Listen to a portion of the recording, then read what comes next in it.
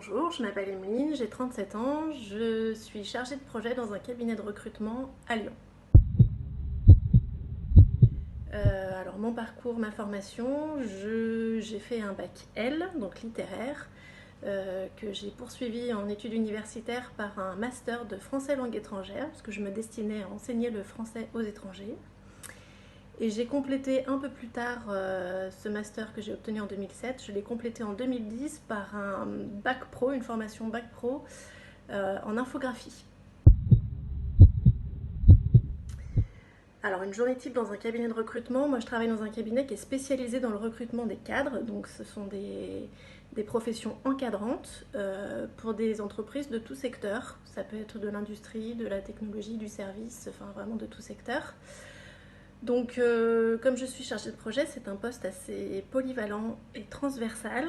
Donc, je suis là pour venir essentiellement en support de mes collègues et de l'activité du cabinet pour que tout se passe bien.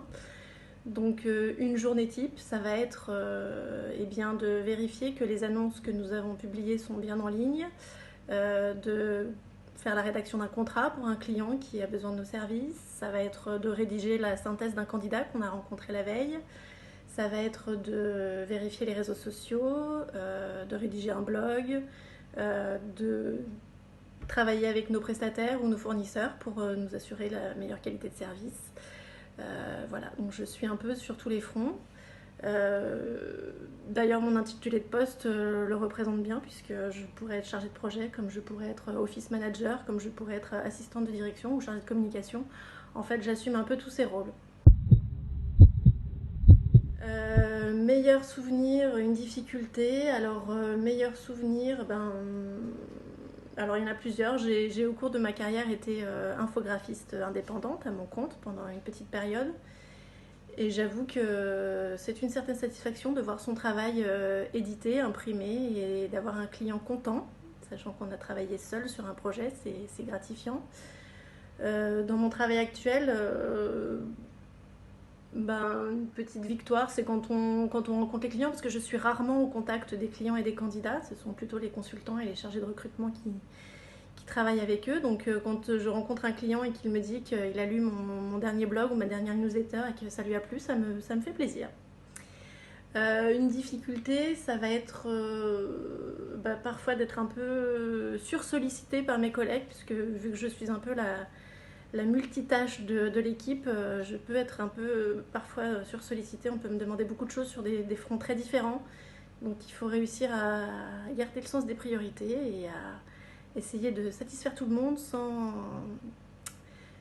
que ce soit, enfin, sans céder à la qualité, quoi. Qu'aimez-vous dans votre métier? Mais justement, cette polyvalence, j'aime bien faire à la fois du rédactionnel, à la fois un peu d'administratif, ça ne me gêne pas du tout. J'ai découvert la comptabilité depuis que je suis au sein du cabinet, donc voilà, c'est quelque chose qui me plaît beaucoup et j'ai l'impression d'apprendre un peu tous les jours sur des choses que je ne connaissais pas avant. Conseil que je donnerais à un jeune pour son futur parcours, alors d'une part, ne pas hésiter à multiplier les expériences, ne pas se cantonner à une formation, un métier. Je crois que on peut se former tout au long de la vie et on peut avoir fait des choix. Moi, j'ai fait des études universitaires et j'ai finalement jamais enseigné le français. Néanmoins, cette formation m'a été très utile par la suite.